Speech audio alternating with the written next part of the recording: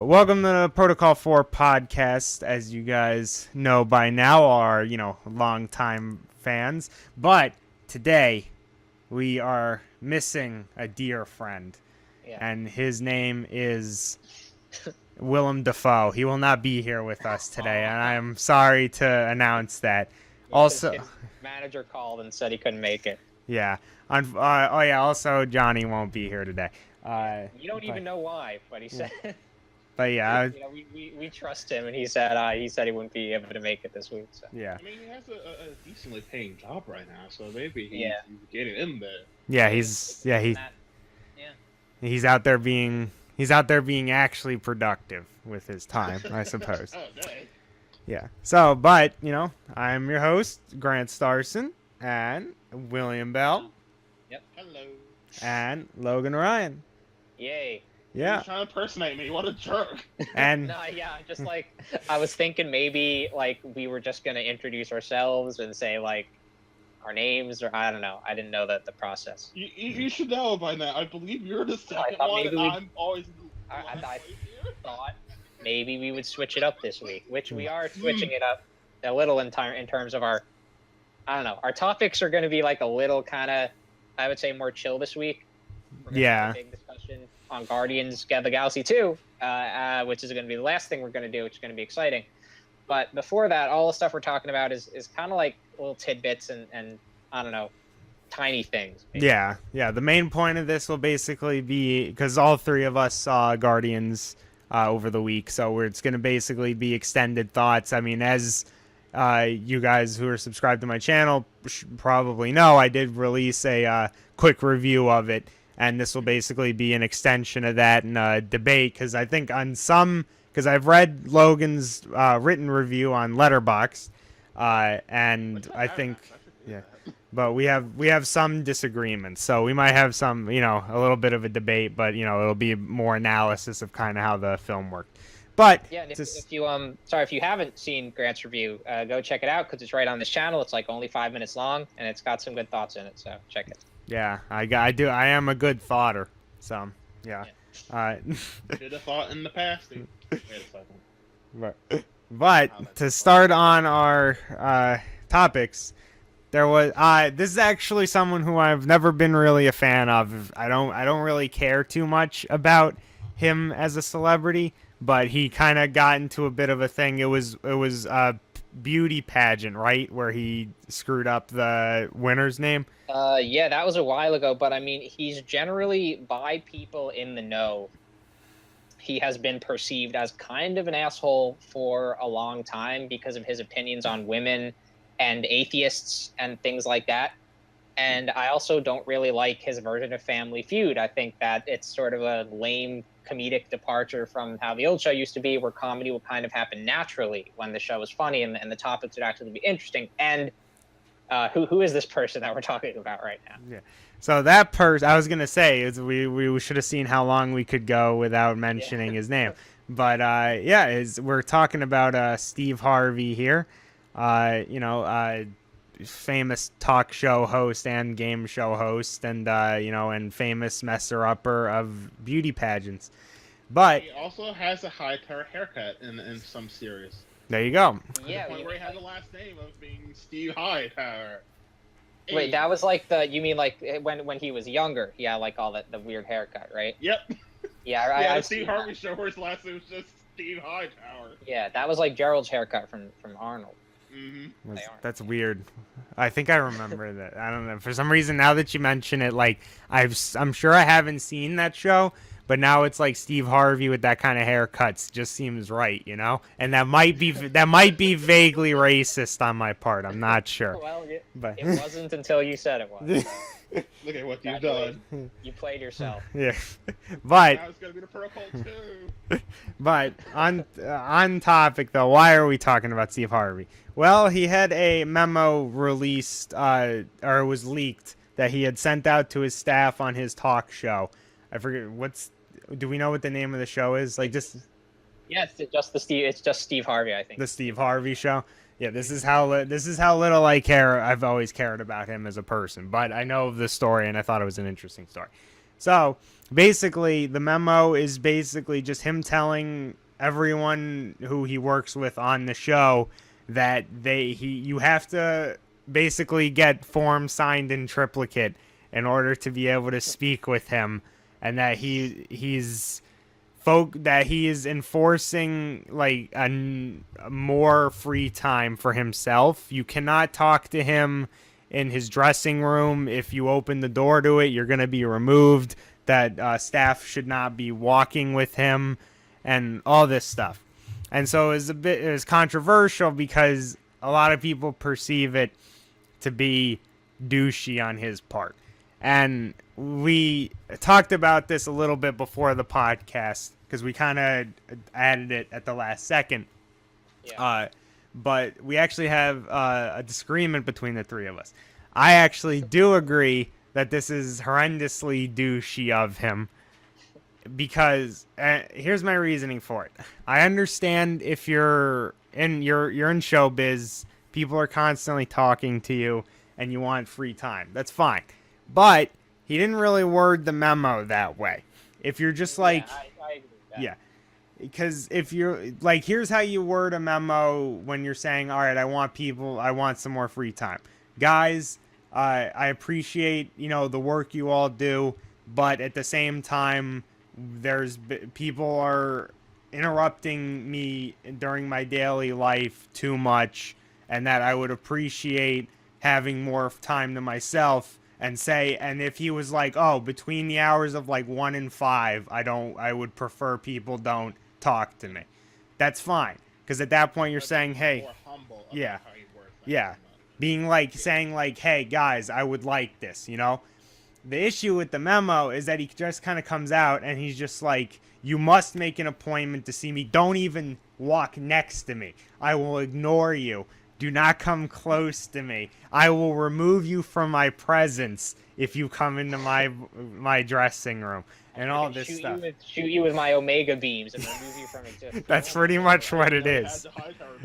That's pretty much what it is. And that's where I think that people rightfully believe that it's kind of indicative of that he thinks that he's kind of just better than everyone else, and that they're annoying him, so he's saying, stop annoying me, you damn ants, kind of thing. And also, I believe it was also in the memo where he referred to it as my show, which is also just kind of douchey, because it's like, yeah, technically it is called the Steve Harvey show, but a lot of people work on it.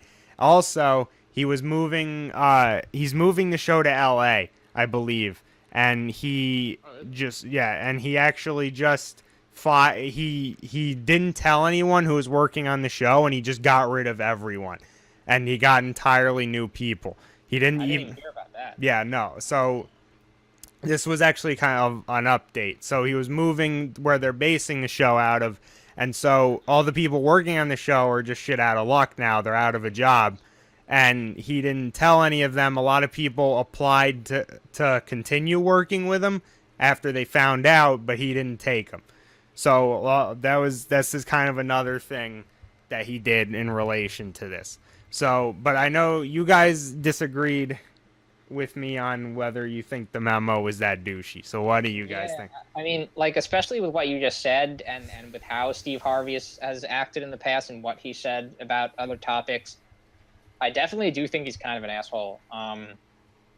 But like the memo itself also could have been written better. I pretty much agree with what you said about it. He could have also actually physically told all of his crew, maybe if they're all together or something, just as a suggestion. But like at the same time, I also kind of think like maybe we're not getting the whole picture of like how much of this guy probably kind of got ambushed, as he says. He uses that word a lot in the memo. By people on his crew just constantly kind of barging in and coming up to him in the hallway. And like I totally get that. Like if it's not necessarily needed immediately, which I imagine maybe most of these things aren't, there are probably questions that could even be answered by other people on the crew. Then like I totally get him saying like, I want kind of more free time, because the Lord, he does a lot of work. He hosts like 3 shows or something like that. And yeah, like I definitely understand where he's coming from. He could have handled it a little better, and he does try to sort of get a little calmer at the end and say, "Don't take offense to the new way of doing business. It's for the good of my personal life and enjoyment." Um, so I wonder if maybe like people on the crew saw this and they were like, "Yeah, it's a little harsh, but like we know how it is. Like we understand that he's being ambushed and annoyed." Or maybe they thought, "Oh man, that's just Steve being an asshole again." I don't know. Maybe they all hated him. I feel like They're that's. all happy to be gone. I mean, considering the fact the memo got leaked, I feel like that's probably the more likely Yeah, thing. maybe. I don't feel like people would have leaked a nice memo. They're like, "Oh, look at how great a boss Steve Harvey is, guys," and Yeah. then they leak it to the media.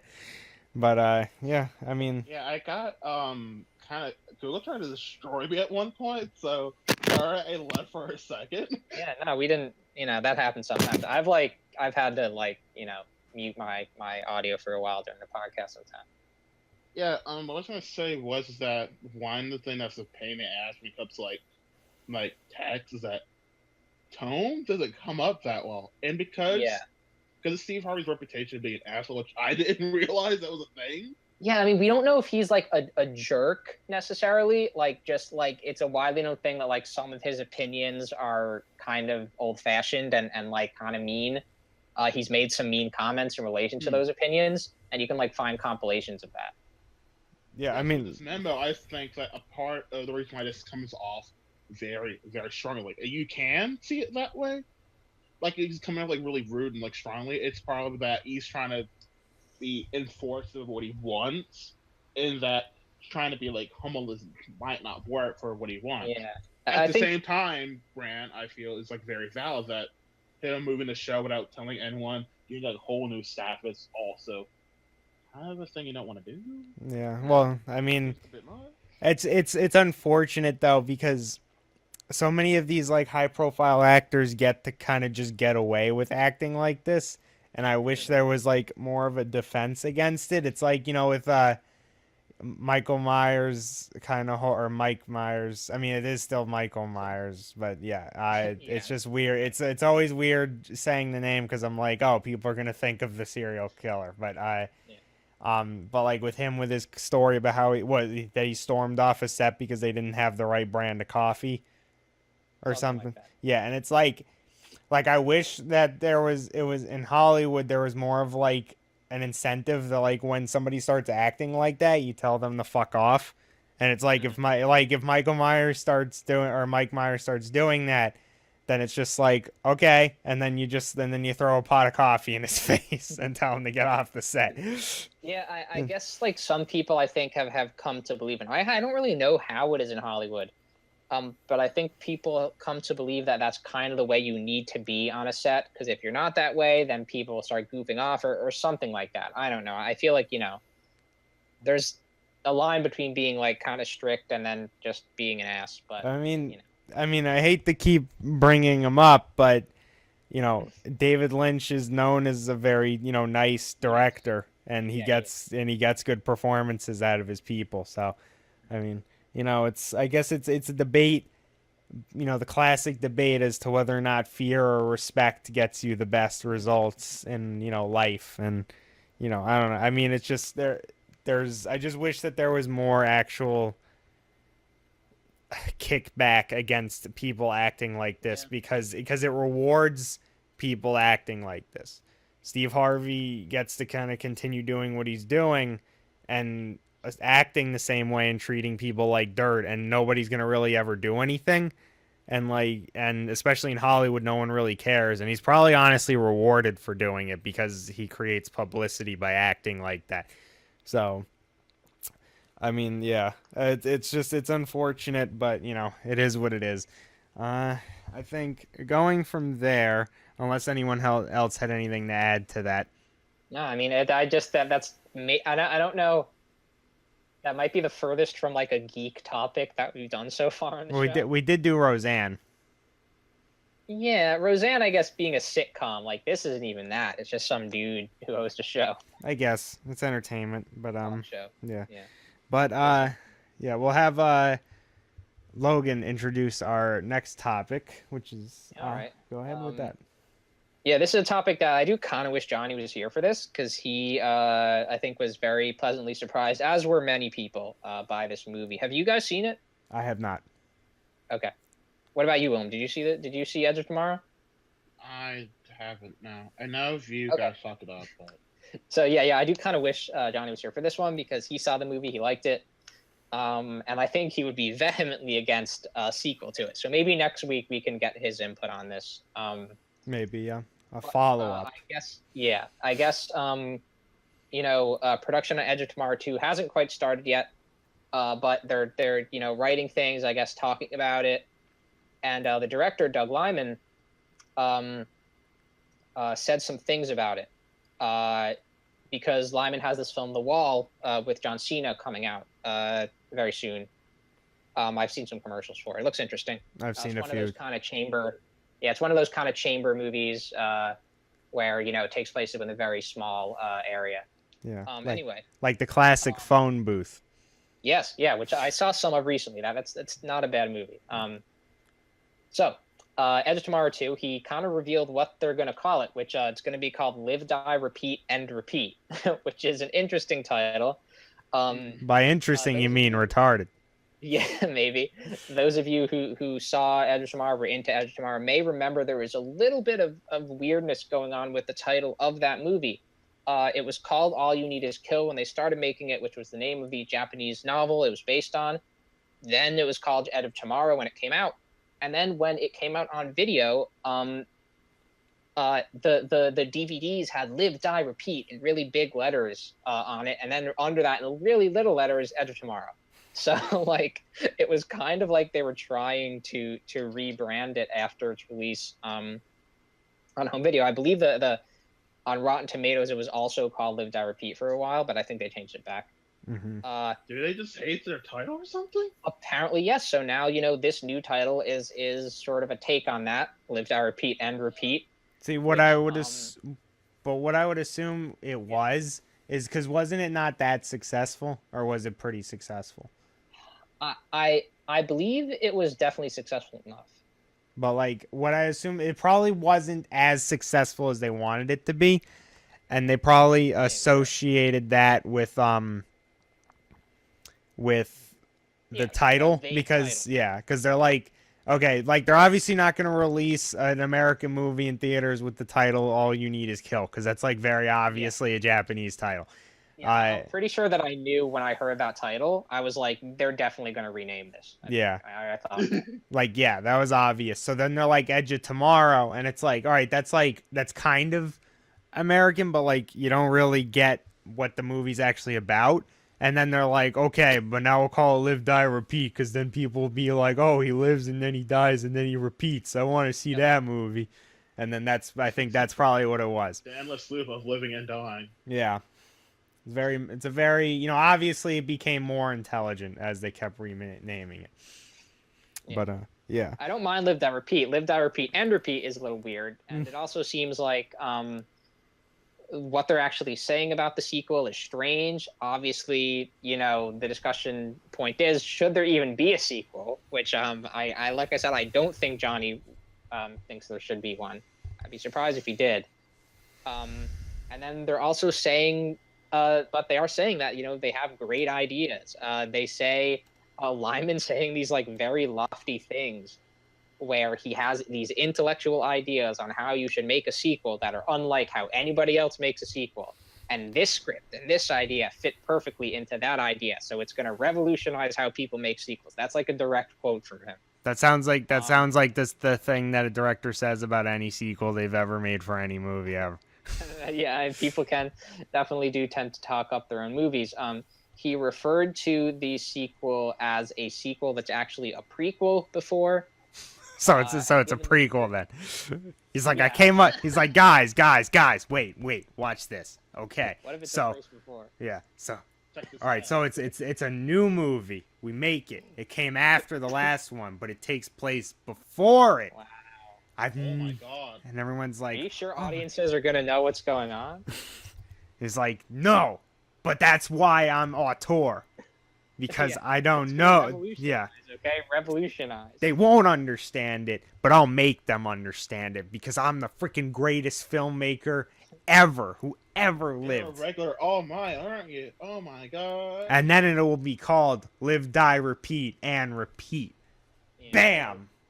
Scene. And see. Yeah. I think I just got a semi. Oh That'll actually be in. They'll accidentally leave that in the intro to the new movie. You'll see that when you get into the theater. I got very meta. But so yeah, we don't really know what the sequel's going to be. I guess supposedly, I suppose it's going to reuse the repeat mechanic from the original film instead of doing something different. But apparently, it's going to be revolutionary its own way. So that will be very interesting, and maybe we'll come back to that next week if Johnny has some opinions on it. Yeah, we'll It's see. not gonna just be repeating. They're gonna use the skip button. Oh my god. No, don't worry. What we'll do is when we'll go in once we tell Johnny about that we had this, we'll just kill him and then he'll go back in time and then he'll be able to be on the podcast. So he will be on this podcast in an alternate timeline. So look out for that. That's coming. That'll be coming to a dimension near you. So going from there, little bit of interesting news. So in Japan, there's actually going to be the release of a new Super Famicom cartridge. And I say cartridge because it's technically not a new game. So for American Super Nintendo owners, and really I think anyone who didn't own a Famicom, Japanese Super Nintendo, you wouldn't be familiar with this, but the Super Famicom actually had a satellite attachment where it kind of was like a modern virtual console or a store. So you would buy the games. Teleview? Yeah. Yes. Okay. And if are you the Secrets to Teleview expert in this podcast? I work for the company. You guys didn't know that? Oh, I did not know that. Whoa. Well, yeah, I work for the company. Yeah. We're all going to hell at some point. We lie so much on this podcast. I'm sorry. I never lie. You're not a crook. Yeah, he's the pure one. But so it was an interesting little attachment, very ahead of its time, obviously being able to download games. But yeah, it was only released in Japan. So there was a game on it called Kaizo Chojin Shibun. I took 2 years of Japanese, guys. Shubibin Zero. Shubibin Man Zero. And it was only released on that online service. So what they're actually doing is, I guess they are marking the game's 20th anniversary with an actual physical cart release of it. So it's a brand new Super Famicom, cartridge for, the modern era. But it's actually for a really old console that a lot of people in Japan probably don't own anymore. But there's actually, I always find it really interesting when stuff like this happens, because there was a few years ago a Dreamcast game came out. I forget what the name of it was, but it was like, I think it was a shooter. It was like one of those like space shooters, like Phalanx, and stuff like that. But they came out with like a brand new one on the Dreamcast. Atari Jaguar is actually very much so known to have a very active homebrew community, so you kind of get regular new releases on the Atari Jaguar, and it's always just kind of interesting because it's like, especially in this day and age, we can make whatever game we want and then you put it on PC, but then there's some people who still choose to make them for the specific consoles, or stuff like this happens where they do some sort of commemorative re-release of an old game on an old system. Sorry, I got like a hiccup stuck in my throat. I just ate. You could have just ignored it. Yeah, but no, because it's been happening, so I needed to address that to the audience. But it was actually there's another example of this. There was a recent reprint of Yakuza's 1 and 2 because those titles had actually become relatively rare, and they were starting to be sold for like ridiculous amounts of money. I think Yakuza 1 was getting to like the hundreds to get a copy of it. So they recently just did a brand reprint of, I think it was like 1,000 new copies or something. It was something along that range. And obviously, and that helped drive the price down, thankfully, because scalpers, made getting. I want to get into the Yakuza series, but Yakuza's 1 and 2 were getting extremely hard to actually get into because they were getting to be so expensive to obtain. But yeah, it's very interesting, and it's just cool. I like seeing stuff like that because I feel when they do stuff like that, it's more from the heart. Because especially producing a cartridge compared to like a disc is relatively expensive. So That's why, selling this game now is going to be a limited print run. Yeah, of course, because they're probably not gonna make much on it if they even make anything on it. I wouldn't even be surprised if they ended up losing money. But it's just nice to see that some companies care enough that they'll actually do reprints of old games in order to actually make it accessible. Because technically speaking, I don't believe there was any way to play this game until now unless you had kept a Satellaview Super Famicom. I'll ramble a bit about how this Satellaview works. Sure, go ahead. Sure. Yeah, because the deal is it's made by this company called Saint Giga, I believe is how you refer to it.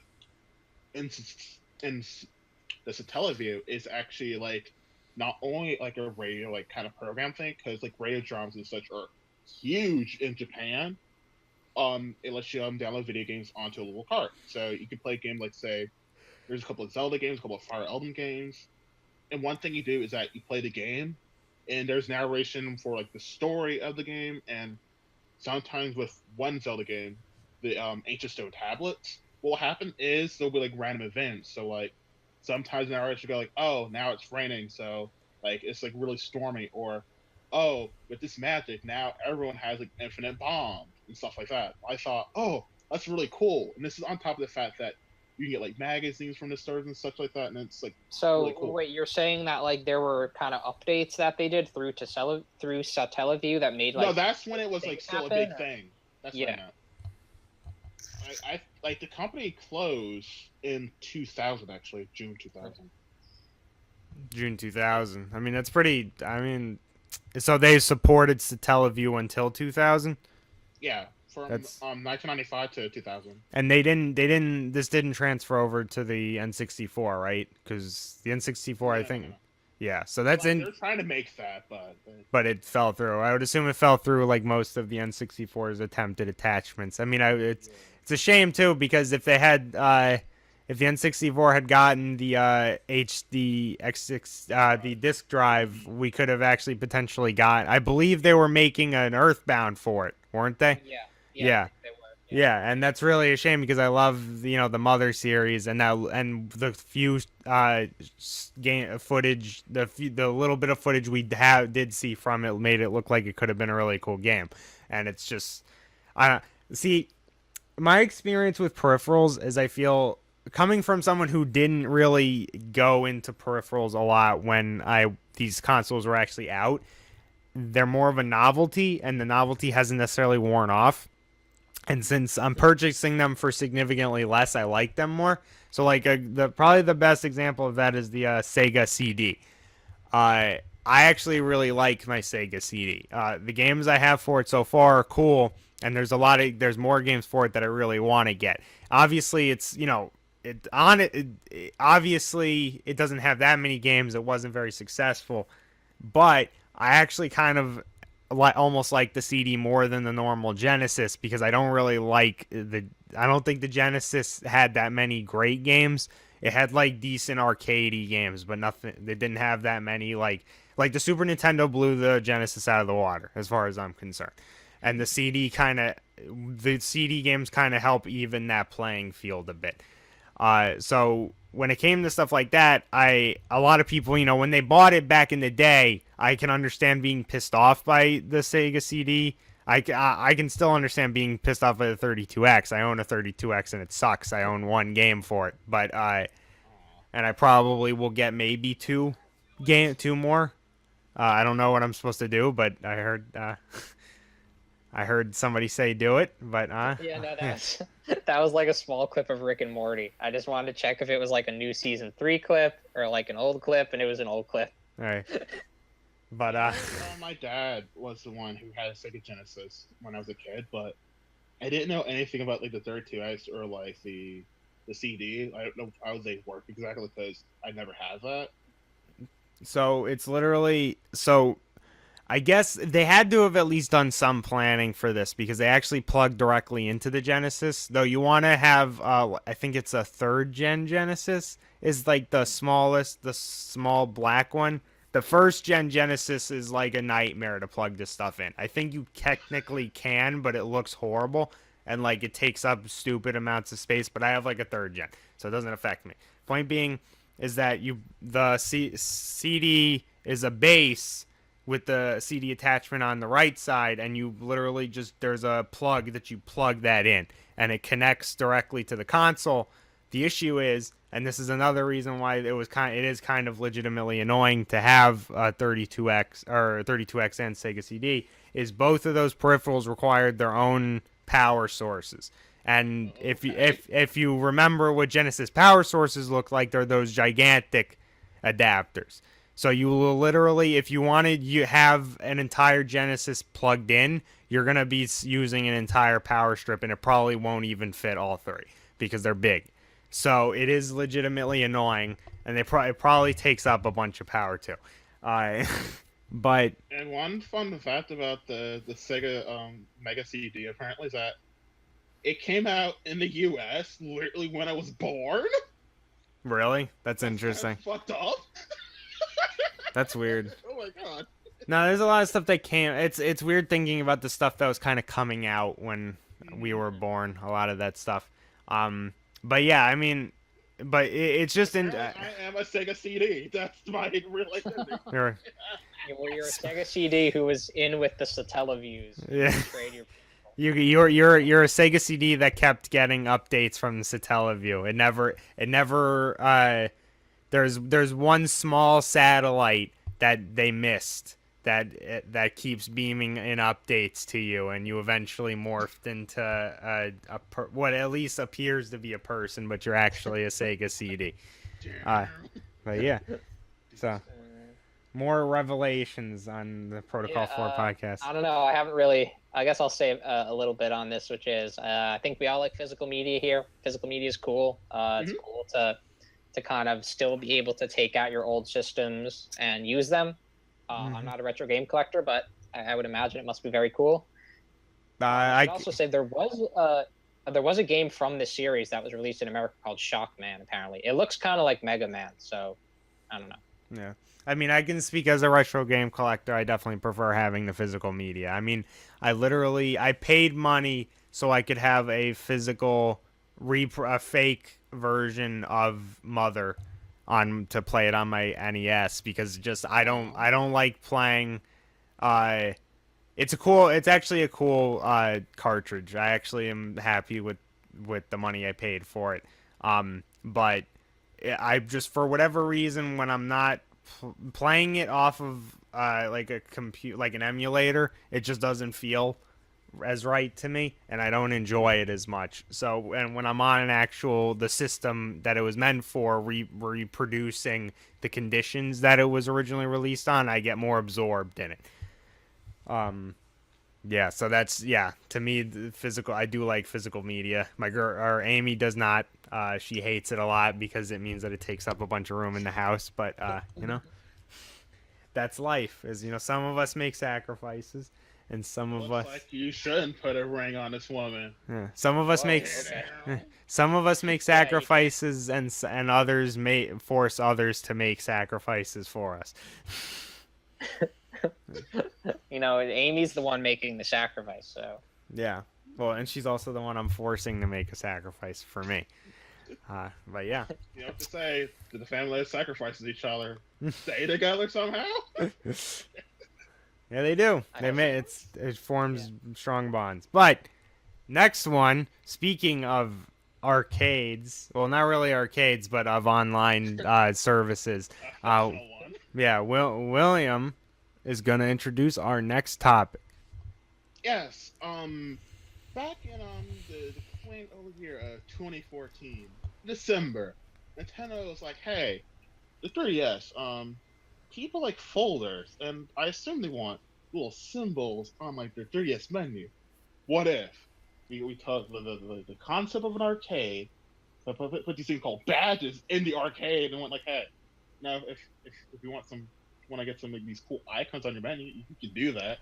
You need to put like money to get some tokens to play the game, but hey, there you go. Here's the Nintendo Badge Arcade, which came out a year later in November of 2015, and it's actually closing up shop this coming. What was it, June? Let me check to make sure.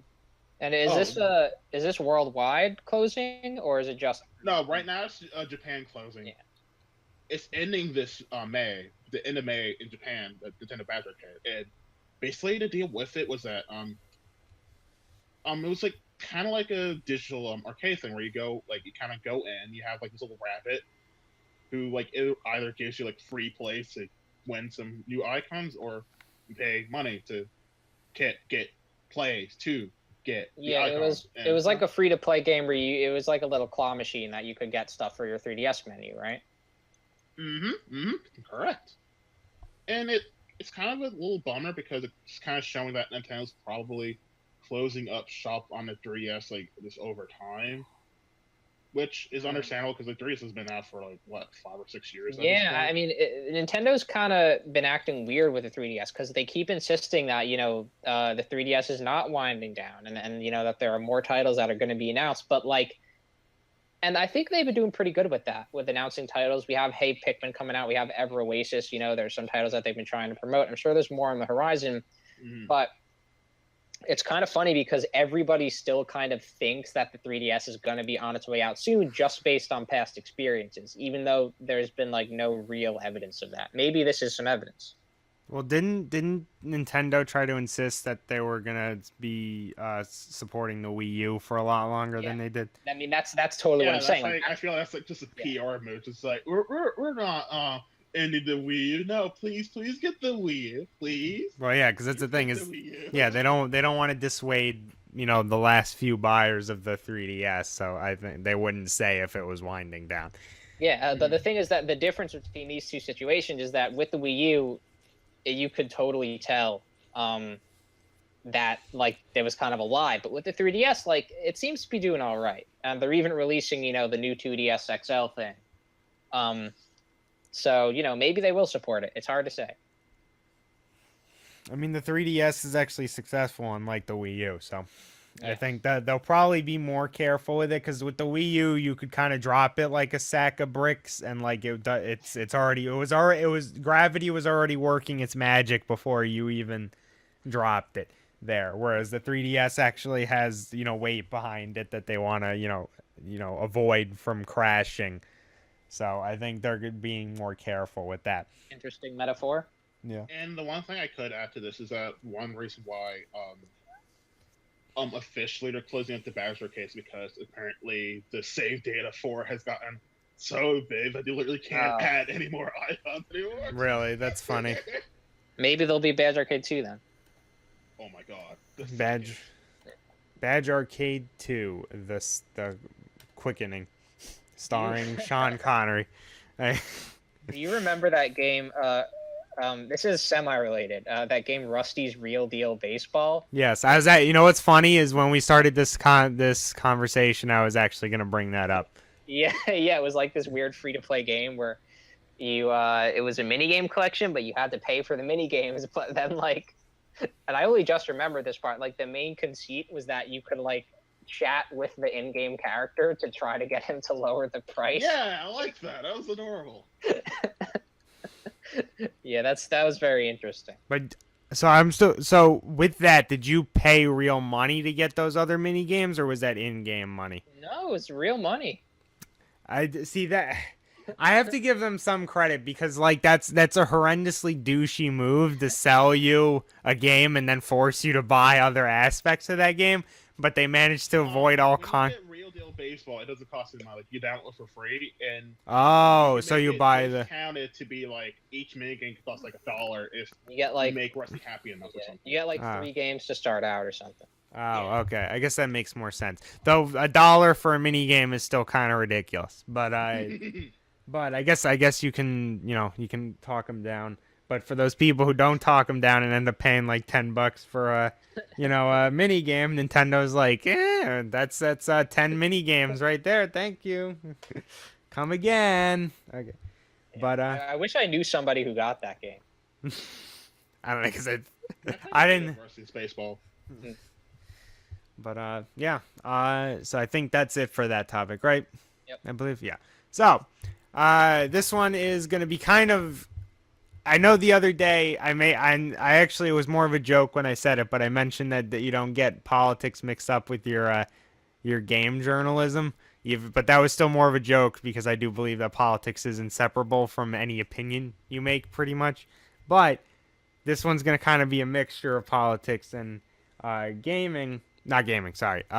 Entertainment, because The Rock, Dwayne Johnson, he didn't really announce that he was going to run for president in 2020, but he's said he's definitely thinking about it and that it's a serious thought. And so, obviously I like to view myself as relatively well informed on politics. Whereas I believe, William and Logan are a bit more casual. Yeah, Yeah. like, I mean, I certainly kind of like, I don't quite try to stay away from politics, but like, if I never encounter it, I'm fine with that, basically. I assume William is similar. I mean, I'm just gonna say right now is that one of us here has a channel about political leanings. I do. I haven't. Yeah. I do. It's my main. It was my main channel for a while. I have to kind of keep switching off focus between them, but yeah. So it's just Grant Starson. It's my name, as that's my political channel. But yeah, just plugging that real quick. But back to the topic. I grew up with The Rock, and I don't know if anybody else here did. I don't believe you guys did. Did you? Not really. No. Yeah. I knew him from wrestling and was surprised that he was he got to acting. Yeah, that's my tenure with him. Did you? So, but you didn't watch wrestling at all as a kid, right? Yeah, I watched some of it. Right. Well, I watched some of it, but I didn't get really into it. When I was a kid, I was pretty into wrestling. Like the era I was into wrestling was The Rock, Stone Cold Steve Austin. I mean, the thing is that Triple H is still wrestling somehow. He's got to be like 100 years old now, but he's still in wrestling. But Mankind, that era. When freaking Kane was actually a character and not just whatever the hell he is now, and same thing with like when these characters are actually cool, back in the good old days of wrestling. Yeah, Kurt Angle. Kurt Angle was like he wasn't that new for when I stopped watching it, but he was kind of like midway. Like he was like the halfway point and when I stopped watching wrestling. All the time. That's all I remember about Kurt Angle. I believe I'm trying to think of who was kind of the last big superstar. I think John Cena might have been the last big one before I was kind of completely out of wrestling, and I almost feel like John Cena was still out of my time. But point is that The Rock was a big childhood hero of mine. I actually met him going on a commercial plane once, and I didn't even know that. You didn't? I thought I told you about that.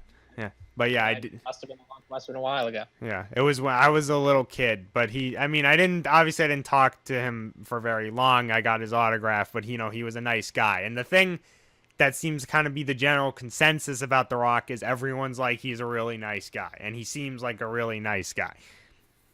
So it's like when he says, "Hey, I might run for president in 2020." It's like your initial reaction is like, "Oh, that'd be kind of cool to have The Rock as the president." But then when you kind of think about it, the issue, nobody actually knows what the hell his policies are because he's extremely apolitical. Like I follow him on Twitter. He doesn't ever tweet about politics ever. Like most celebrities will usually say something. Like I don't know if I've ever seen him tweet anything political one way or the other. And it's also kind of hard to really know whether he leans conservative, liberal, or centrist because he's been both at a Republican national convention. He's spoken there, and he's also been to a Democratic national convention. So he's right now he's a registered independent. So he's probably, I would assume, he's a little bit more in the middle of the road. And I would say that's good. I like independents are probably for the best ultimately because it shows that they don't have a loyalty to either party. I mean, Republicans are monsters and Democrats are, corrupt, slightly less monstrous, but they're still a lot of them are monsters. But it's I like The Rock. I really do. I think he's a nice guy, but I have to know his policy positions before I even consider him as a good candidate to run. It's not, and even to be fair to him, I'm not even being judgmental of him because he was a wrestler, because we had Jesse Ventura. Jesse Ventura ended up being a pretty good politician. He's a smart guy. Jesse Ventura. Is that episode, right? Sure, but like regardless if you agree with his actual policies 100%, he was a smart guy. He ended up being somebody who was well fit for politics. So it's The Rock, or I see that's the thing, is this is how I grew up with him, is I still just call him The Rock, and I almost like calling him Dwayne Johnson is weird for me. So I always just say The Rock. But thinking Dwayne Johnson could very easily be in the same boat where it's like he just hasn't done anything political, and maybe he does end up being good, because maybe the fact that he's a nice guy means that he can actually care about people he makes policies for, as opposed to pretty much 99% of people in politics right now.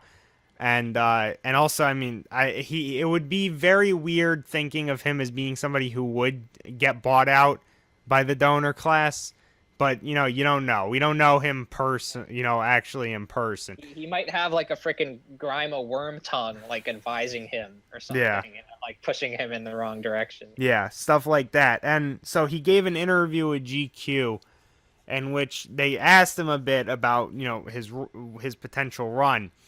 And the answers he kind of gave for a lot of the questions were very, very general and almost sounded like something any normal politician would put out. So they ask him like, oh, what would be important for you? Like, what's a good president? Stuff like that. And he's like, leadership is important, and and it's poise, and like just these very general, like just kind of platitude statements that they have no substance to them. They're basically just him saying the stuff that like you would think that you need to be president if you didn't know that much about the presidency. And it honestly, and again, like there's stuff that Democrats would say. So it's like it's like something like Tom Prez would say, like, oh, when you put hope on the ballot, stuff that literally doesn't mean anything but kind of sounds good on paper. So but with The Rock, I get more of a feeling that he's just saying it because he doesn't know that much, and he's trying to say what he believes are good answers. Where, as opposed to a normal politician who I know is just saying it because they don't want to talk about actual policy with you, because their actual policies are monstrous, and and they're paid off to try to take attention away from actual problems. So yeah, it's just, and yeah. Sorry, what were you gonna say? No, like if he runs, like if we're in the age where like all these celebrities are gonna run, like so be it. Like if The Rock seems like a nice guy, I vote for him. I guess if there's no one better, then I would vote for him. I mean, well, I can pretty much already say he'd be better than Kanye West, who also says he wants to run. That's, of course, assuming Kanye West is outside of a mental institution in the year 2020. Or, I haven't assumed power and, exiled him from the country. Or not even the country, from just life. Like, I'll put him in a spacecraft and send him off. Yeah. The negative zone. Yeah, into the Phantom Zone, actually. I'll put him in there with Zack Snyder for ruining DC movies. Put them both in the same like floating mirror thing. But I mean, we'll end up seeing, because I feel like if The Rock's just kind of coming out and saying that, we're probably gonna end up seeing more celebrities saying similar stuff. Uh, but yeah, I mean, if he has good policies, I would love to have President Johnson. I mean, we already had a Johnson, but Yeah. yeah, but I wouldn't mind another President Dwayne Johnson, as long as his policies are good. But yeah, I mean, we Maybe he'll don't be know. the first. Maybe he'll be like the first actor politician to continue acting while he's in office. That'd be kind of cool. I mean, Donald Trump's pretty much doing that still, so he's still putting on his character. Uh, but yeah, I mean, that's the only real explanation for why he believed that, firing James Comey would go over as smoothly as he thought You're it the would. one who said we wouldn't actually get into politics on the podcast. Hey, I said that was more of a joke than anything else. But Oh, yeah, all right. I don't. Yeah, I don't care. I'm fine with including politics in entertainment conversation. But I yeah. just think that Comey has a funny name. Yeah. I say Alright. like he has to exit the Comb Dome and stuff. That sounds like, I don't know. That sounds like a press release from Trump's administration. But but yeah. So yeah. I mean, that's what I. Anybody else have anything to add? Any other opinions on The Rock for president? I wish he made better movies. That I do as well. Considering the fact he's apparently the highest paid actor in Hollywood, I don't get how, but He works a lot. yeah. And it's just a shame that he very rarely makes good movies. I mean, actually, speaking of The Rock, I recently looked it up because because Batista, is it Batista or I think it's pronounced Batista. Batista? He's Drax and Guardians. He already is in at least 2 movies that are better than anything The Rock has ever made. It's Guardians, and there was another movie that was well received. Well, you didn't really like Spectre that much, but he was. Oh yeah, he was in Spectre. I believe he was in something else. I forget. I think he's come in. Yeah, I'm not sure. yeah, but he's getting a movie career, and at the very least, Guardians is probably. I'm trying to think if The Rock was in anything that's better than Guardians. I don't think so. Not to my memory. Yeah, yeah, but I haven't seen Moana. Moana could be good. yeah, it's not better than it's not gonna be better than Guardians. But yeah, yeah, if he doesn't run for president, maybe he can run for better movies. The secretary of better movies. Yeah. So, speaking of Guardians, all 3 of us saw Guardians 2. And it was the greatest freaking movie ever made. Go to the theater right now. Go see it. Bye, guys. No. Yeah, I wish I had some music to put on during. Yeah. But yeah. I would put on like Fox on the Run or something. That would have. But yeah, so Edit it in. So the people on this channel have a video that gives my general synopsis of what I thought of the movie. So I want to hear from you guys first. Yeah. You know what? Let's hear from William first. There you go. Passing the buck, as it were. Yeah. For me, Guardians of the Galaxy was like an interesting film because I'm still having trouble thinking if I prefer it over 1 right now. Don't get me wrong. I like Wherein 2. It was a really enjoyable film. How do I put this? I like how with Drax, for example, because he got his revenge. He could just enjoy life. He's just this like huge party animal who just doesn't give a shit about anything. He's always happy. That's fun. Yeah, well, there's a lot of good character development.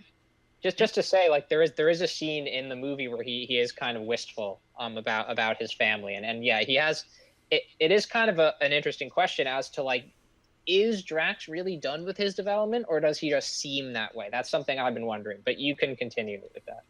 Yeah, that's what I like about Volume 2 is that all the characters gain like development, even though I feel like Gamora and Nebula could have did a lot more because like kind of feel like they're starting their thing, they're starting like their like moment, but it felt like to me it wasn't like it didn't end like kind of naturally. It felt like they kind of had to cut stuff out for time with what they were doing, right?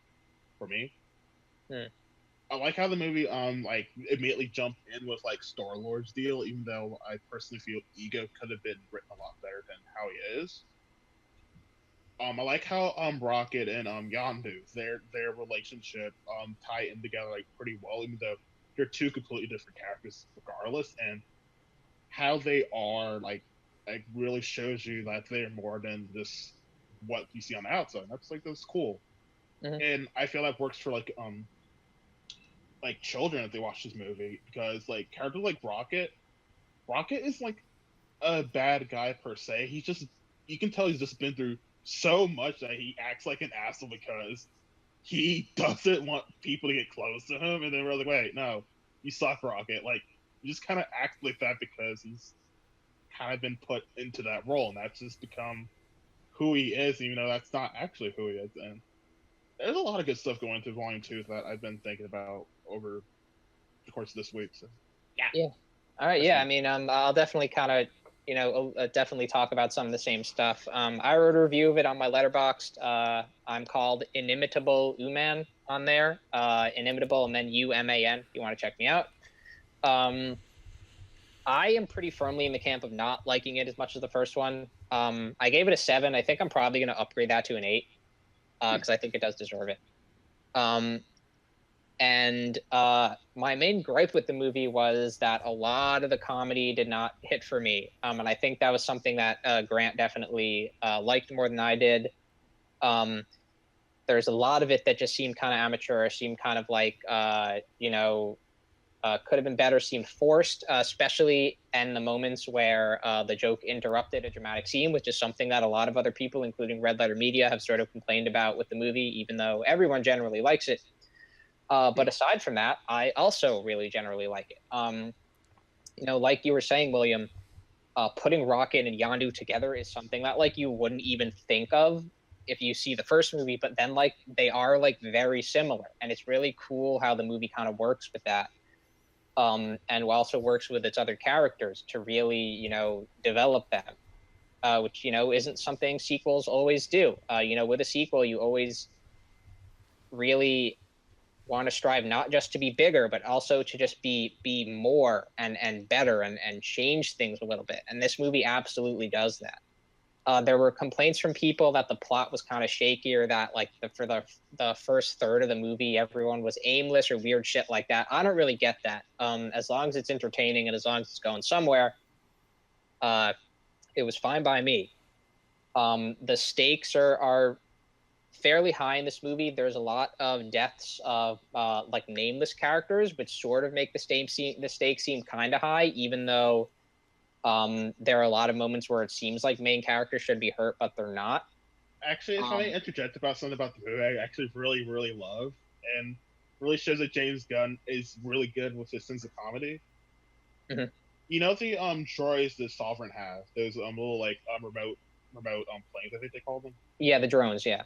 Yeah, I love them because it's like, these people, they don't need to fly their planes; they just like have remote control ships. And it's a freaking like arcade. I'm like, oh my god, it's out. Like, yeah, I was laughing to myself. Like, oh my goodness. I really would love to see more of what like the Sovereign culture is like, because I think that's like a really fun concept of like having these like hybrid species who are perfect. And so, when you see them, you think of them as like being really regal, but like them kind of being perfect and not really needing to deal with anything. It also kind of seems like they kind of become children because of that. and so like, their ships are like a video game, and they don't take anything really seriously so much. And like, they just kind of have everything handed to them. I think that they're going to be really interesting if we get to see more of them in Guardians 3. So I definitely hope we do explore them more, which I think we will based on some of the stuff. But yeah, characters in this movie are awesome. Some of the set pieces are really cool. Everyone is a little better in this movie. Drax, maybe doesn't get quite as much drama, but like he's still there. He's doing his thing. The new characters are great. And I mean, like I should not being good is really a small thing in the end. I should mention that this will actually be a discussion with spoilers, so we haven't said anything yet, but we will. There we will be actually talking about the plot elements in depth and any twists that it might have. So Yeah, I just suppose a so. You know, warning. Spoiler warning. yeah, you Yeah. can skip. I don't know. Maybe during editing, Grant, you can put whenever we stop It, talking about this. I mean, heck, this might be the last thing we. This might be kind of the last thing we talk about. So either don't watch the rest of the episode, or maybe just skip to a point, which I suppose will show on screen. We'll see. We'll see how it happens. yeah. Winging it. Yeah. So, but sorry, continue with what you were saying, though. Yeah. I was just kind of summing up my opinions. I was at first annoyed that no main characters really got hurt for most of the movie, but then someone does die. So that saved my opinion on the movie a lot. And then with all the sort of deaths of nameless fodder in the background, it really does give the movie a different feeling. Especially with a lot of those deaths being portrayed as like kind of a devil may care fun sort of way. Just really, really interesting.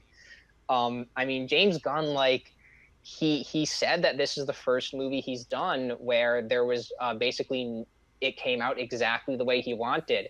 And even if some of that was not quite to my liking, like with the comedy, you can still really tell that that's true.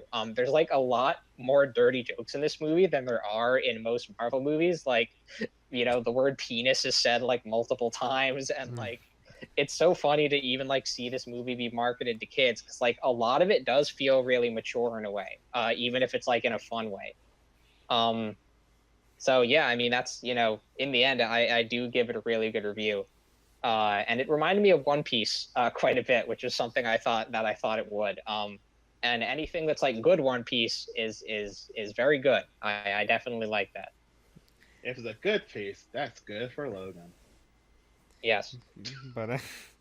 But here's my, I guess the comedy definitely, I like the comedy for the most part, and while I understand the complaint that the comedy kind of went into the dramatic moments, and sometimes it wasn't very good. So like, for example, when the kind of the big reveal that Ego is like the main villain, which wasn't, it was so odd. See, the whole Ego thing was the weakest part of the movie for me, because I knew he was going to be evil from like the second he showed up. I will say I did not pick up on that like at first. So like when they go to Ego's planet, I was like, wow, it's so cool.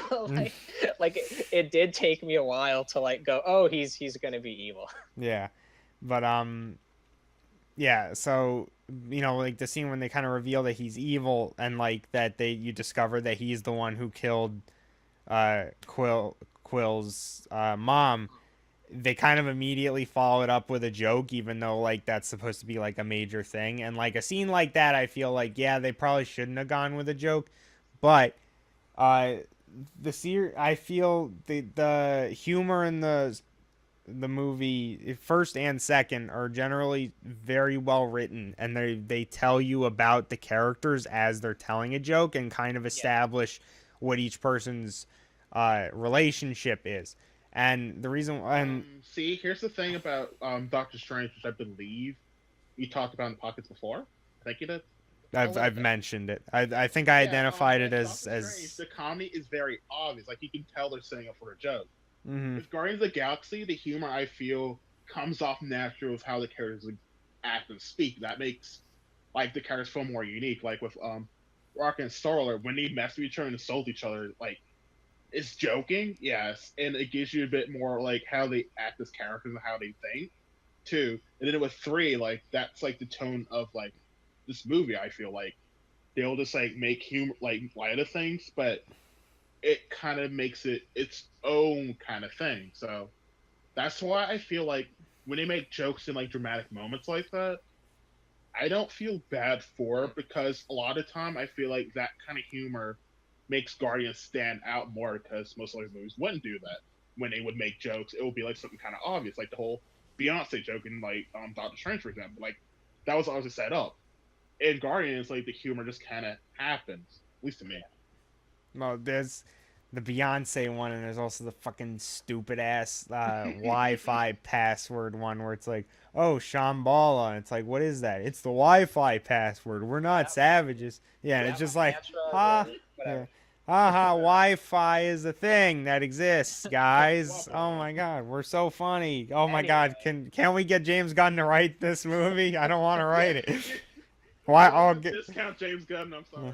Yeah, that was actually in the original draft of the script, and they caught that. It was him starting to beg James Gunn to be the writer. But in your video review, you did say that like sometimes the comedy will be sort of integrated into a scene. Just in the tone of the scene. And that is a really cool thing to do. Paul Thomas Anderson is a director who often will have a scene that is sort of both funny and serious at the same time. And when that's done correctly, it's always really, really awesome. And Guardians 2 does do that a little bit. There was, because, and I mentioned in my review that there was, Guardians was able to kind of use humor to actually increase tension.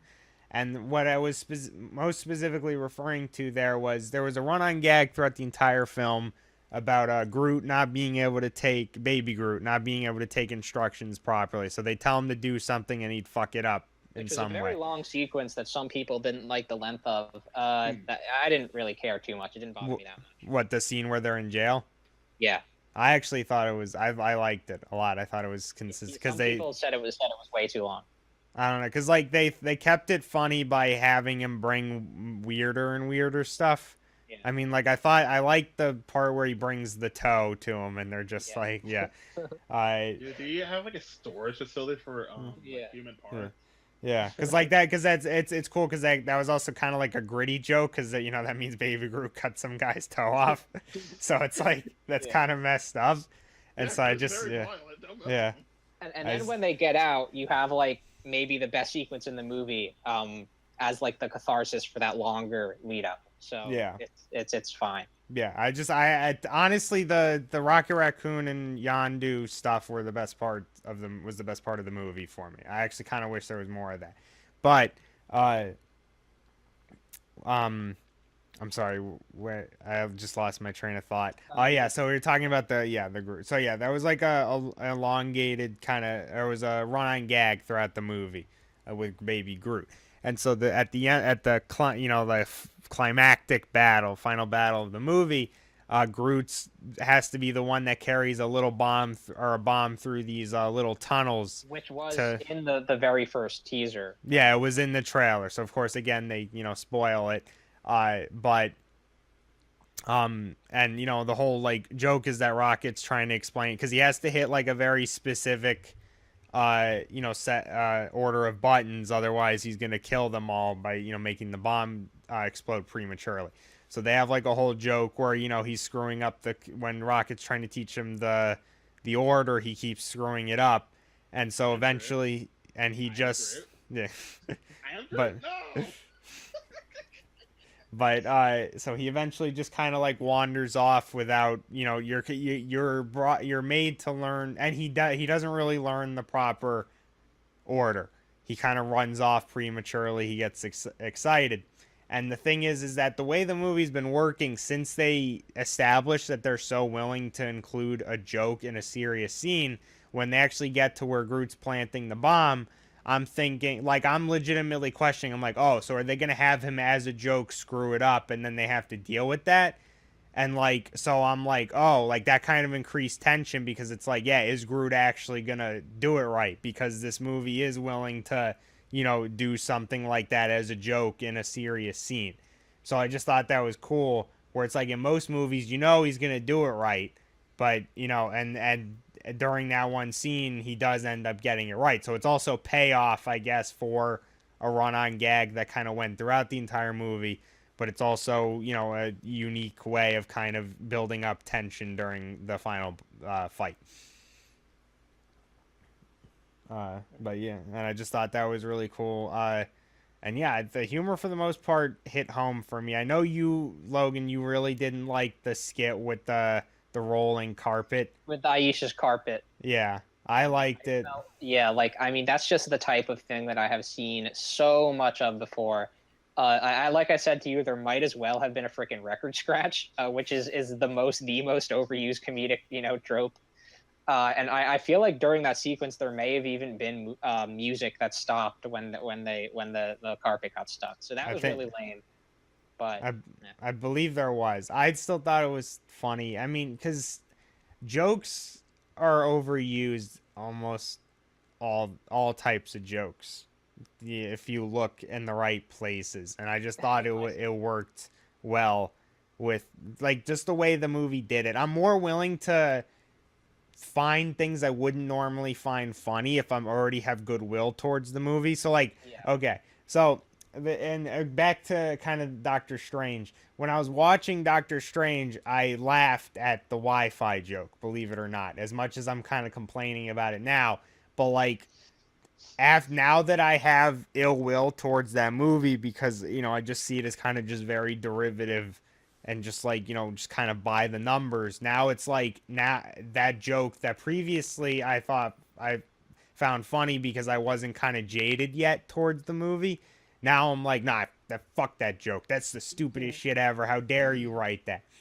And so with Guardians, I still have goodwill towards it. So I'm like, yeah, no, that was a funny joke. I liked it. Even if like that's a joke you'll see a million times, it's still kind of like part of the universe. And it's like, and it fits. August, Grant's gonna be super pissed off about ice or carpet joke. Okay. So mad. I mean, but, what was it? That speaking of that scene though, I really liked that area, like that bar area. I liked the visuals a lot. I liked because there was a very nice combination, and this is the other thing that a lot of Marvel movies really like. I can't remember locales from Marvel movies, but I can remember, the Art Deco inspired Sovereign World, the kind of Blade Runner esque, club planet. I mean, I'm assuming not the entire planet isn't a club, but that's all we saw. But like it looked kind of Blade Runner ish, and and Ego, I guess it's really just Ego since he's the entire planet. yeah. But like how it looks like heaven basically, and like I can like view they're nice. I mean, if Vistas is like such a overused word to describe it, but like that's kind of what it is. Like they actually look interesting and fun. Like this looks like a universe I'd want to explore, and it helped with that sense of adventure. Even though like the actual adventuring wasn't that great in this film, that kind of disappointed me. But like that's the thing is it was kind of weird that the plot of like over half the characters was literally they went to a planet and then they were sat on that planet talking for like an hour and a half.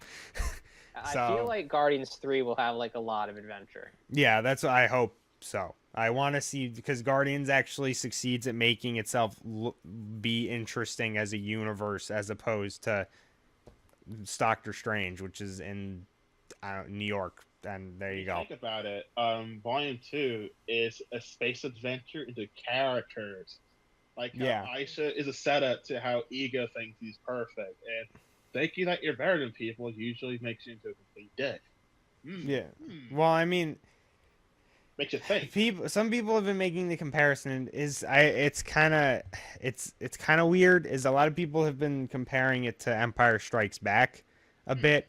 And there's some truth to that because it is a darker entry than the first one was because so many people die and argue, and while they do kind of end up succeeding against the villain, it's kind of the resolutions to a lot of the plot lines involve more not depressing or dark things and death, more heavy themes.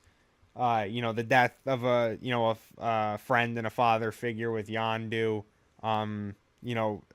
parental abandonment issues with Quill, sibling, like not even just rivalry, but like sibling hatred with Gamora and Nebula. And the end of that story is like also kind of depressing because she's just probably going to go fight Thanos and die, which we're going to see in Infinity War probably. Yeah. I mean, definitely. Another point. Volume 2 is in on like a solid K. We're gonna explore this in the next movie kind of deal, right? It doesn't, but then it also does a little bit in the post-credit scenes. True. The like basic final shot of the movie, which is really good, is just Rocket crying, which is like totally awesome. Like I love that was like kind of the original final shot. But then, kind of somewhat annoyingly, they just follow it up with like a bunch of other stuff immediately. They give got you it. like 5 seconds to sort of like enjoy that final shot, and then they do other stuff. Yeah, they gotta sell you more movies, Logan. It's a business. Remember, it's not just art.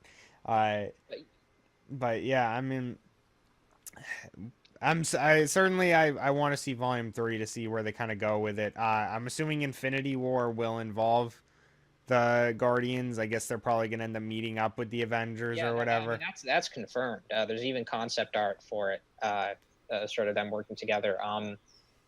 We don't really know what the Guardians' role is going to be in Infinity War. We know that James Gunn is supervising their actions and their dialogue in the movie. And that's going to be very interesting, especially partly because Guardians Volume 2 takes place in like 2014, and Infinity War presumably is going to take place in 2017 or 2018. So that's like 2-3 years after Guardians 2. So that will be interesting to see how everyone's getting along at that point. Yeah, I mean, they should just have should just have James Gunn do the whole thing. Who the hell else are they gonna get the freaking directed? Freaking Joss Whedon? No, they're getting the two brothers who did Civil War and Winter Soldier. Oh, well, I guess Winter. I guess those are among the better Marvel I really love movies. So. Civil War. I really enjoy it. I gotta watch it again, but I remember liking it. I definitely liked it more than Doctor Strange. So I guess there's that. It's probably. I would definitely say it's one of the better Marvel movies. So I guess if you're not getting James Gunn, that's your best bet. And I suppose they have more experience with giant team up films, so that probably helps with that too. But yeah. So I wanted to talk about one. I wanted actually Logan to give his opinions on one last thing that's kind of debatable how relevant it is at this point. Yeah, I mean, it's But interesting to compare to Guardians. yeah, but Logan saw the Suicide Suicide Squad. So go ahead, take it away, Logan, because I have not seen it. Yeah, William, have you seen it? You did, right? Yeah, I've seen it. Yeah. So you guys take it Yeah. away, because yeah. Yeah, I watched Suicide Squad a couple days ago, and it sucked. It's just like kind of insane to compare Guardians, where like there's a vision there, you know, and there's like pacing also, and there's like tone, and like my God, Suicide Squad. It gets slightly better in its final third, but the first 2/3 are so bad. They're worse than Batman v Superman, which was my most disliked movie of 2016. Even though, as I said in the past episode, I'm not really a hater. I only give these movies, like, I think I gave them both 5s out of 10s when, like, you know, I if I was like some, you know, real like, yeah, I probably would have given them lower scores. But like Suicide Squad was worse than that. The beginning is like such a jumble. It's like awful. Like they freaking like introduce every character and like give you a little bit of stuff on them, and it just all seems like so disjointed where they move back and forth between tones. The soundtrack sucks. It's like they Googled good rock songs and like put it over. Like I don't even remember the songs they use because you forget because the movie sucks. Did they use Bohemian Rhapsody in the movie? They do at the end. Okay. Yeah. Because I know they did in the trailer, so I was like, they better use it in the movie. Yeah, I mean, You sucker for pain, heathens, gangster. Did they also use Don't? what? Sorry, say what you said again, William. No, it's just like listening. I was like some of the songs they used in that movie. Oh yeah, okay. I was saying, did they use "Don't Stop Me Now" as well? No, they didn't. Okay, they just used that in the trailer. So I was gonna be if they use 2 Queen songs, they're going double to hell for that. But the dialogue is so bad, man. Everything that comes out of Harley Quinn's mouth is just so freaking bad. Like Jared Leto's, like, okay, he's the Joker. He's like kind of Jim Carrey inspired, I guess, which is interesting in his delivery. But like he's not that great, and like goddamn, like it just like the plot is not interesting. You don't give a shit about anybody until like the end of the movie when like there's some emotional stuff there. And like God, it sucks. Like Enchantress is so weirdly introduced. Like everything about Enchantress is so weird. Like it needed setup. It needed more setup than it got. Um, Well, so I actually have questions. Okay, yeah, so sure. I haven't seen it, but I did watch Red Letter Media's review of it. So I wanted to kind of ask you about some of the things they pointed out. They Yeah. pointed out that the movie started off with an introduction of the characters, only to then introduce the characters again later. It does. It does kind of do that. Yes.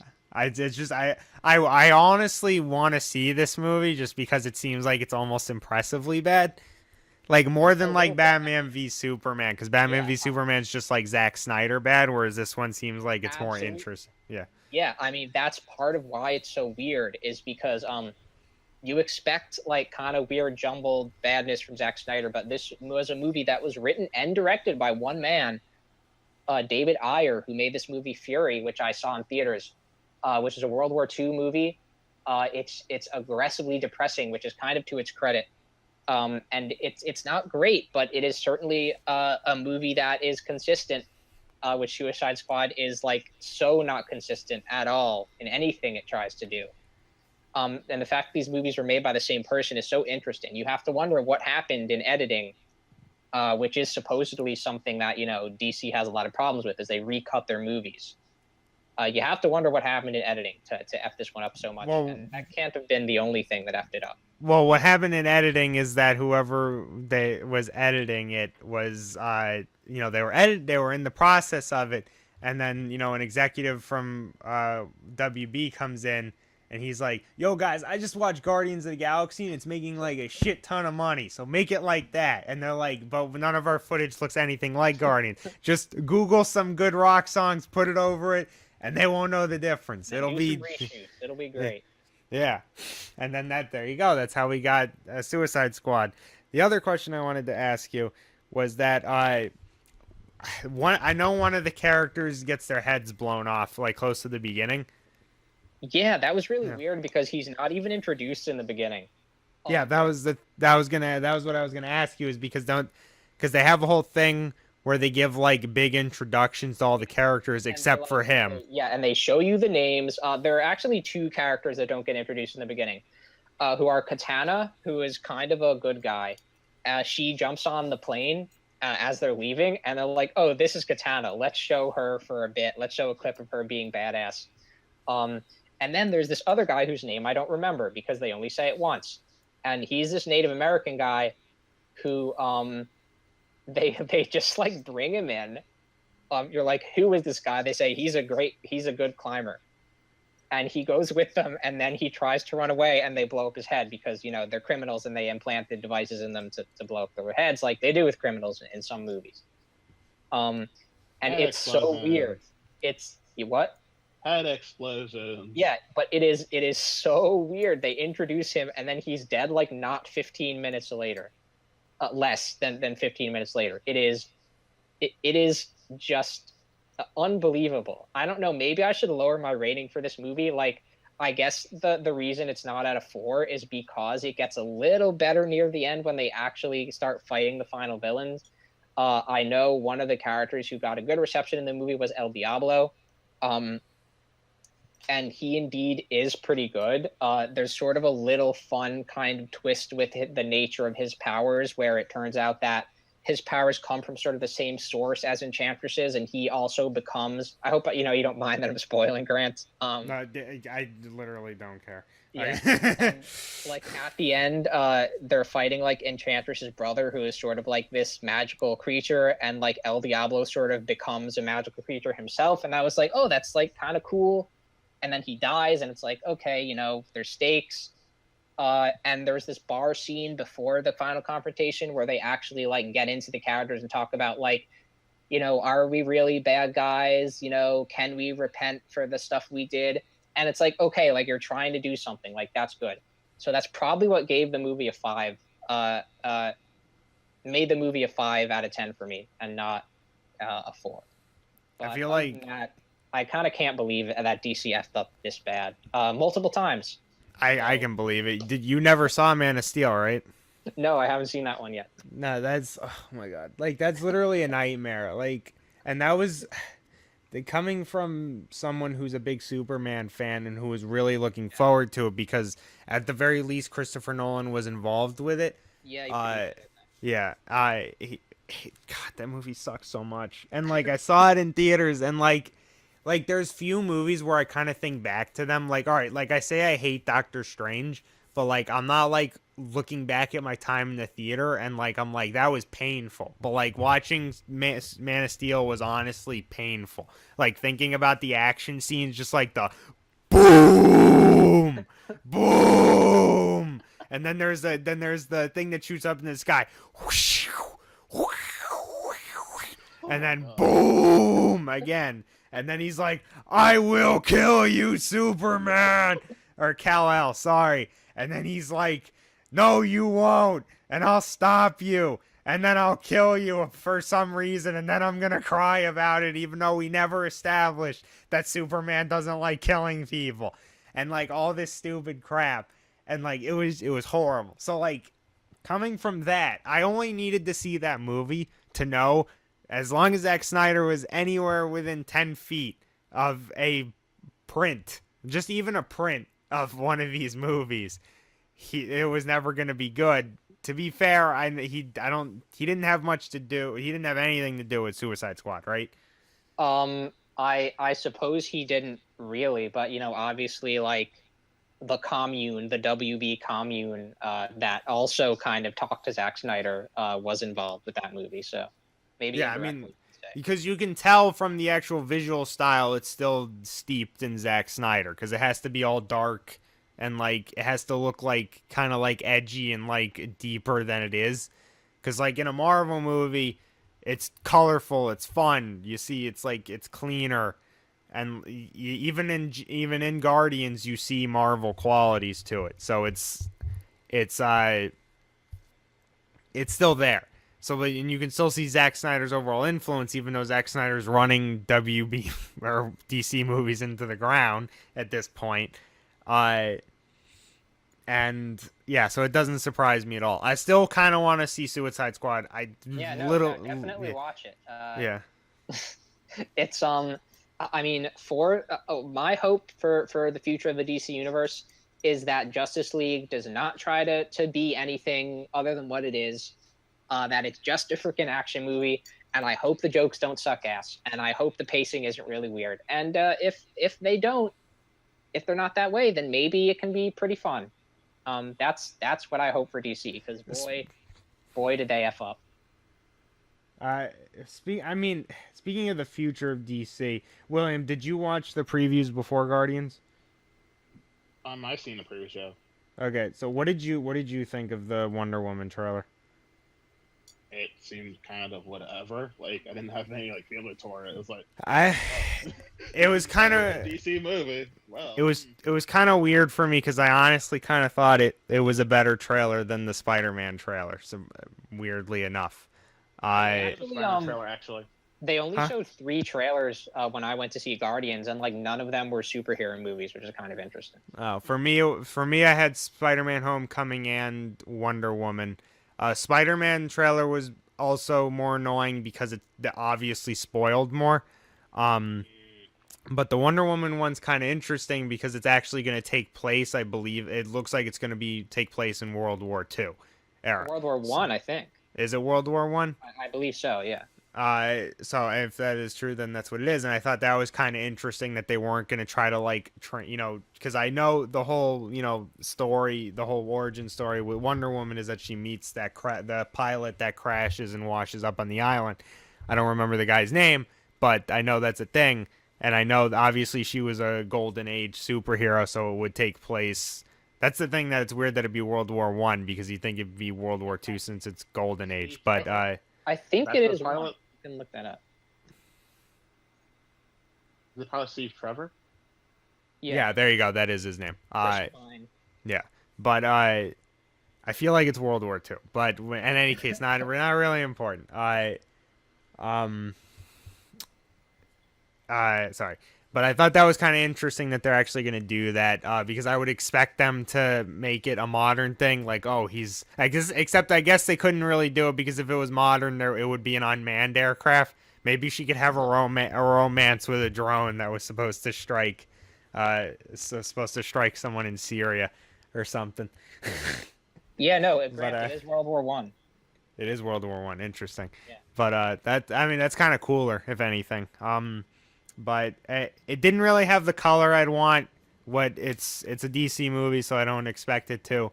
But it had a better tone at least, and it seemed, because it wasn't like, oh hey, look how goofy we are like Marvel, but it also wasn't like like dour, like, Batman versus Superman. I and it just, like, I actually saw it and I'm like, hey, this could be good. I have no hopes and it probably will suck, but the trailers made it seem like, because when I saw Batman versus Superman, I literally thought it was a joke trailer. It made me laugh. It literally was just funny. And then Suicide Squad, I actually, once they kind of changed the tone, I thought that the trailers were better, but I was still like, they want this to, they're obviously copying Guardians, so it's still probably gonna suck. Uh, with this, at least, I'm like, okay, they don't look like they're trying to copy something directly. They're still trying to do their own thing, but it at least looks like it might have a better voice. And with Spider-Man, I'm pretty sure that spoiled almost the entire movie. Glad I didn't watch it. Yeah, no, there's a lot of twists that I know now because I saw the trailer, and I'm like, okay, good, I don't have to see the movie now.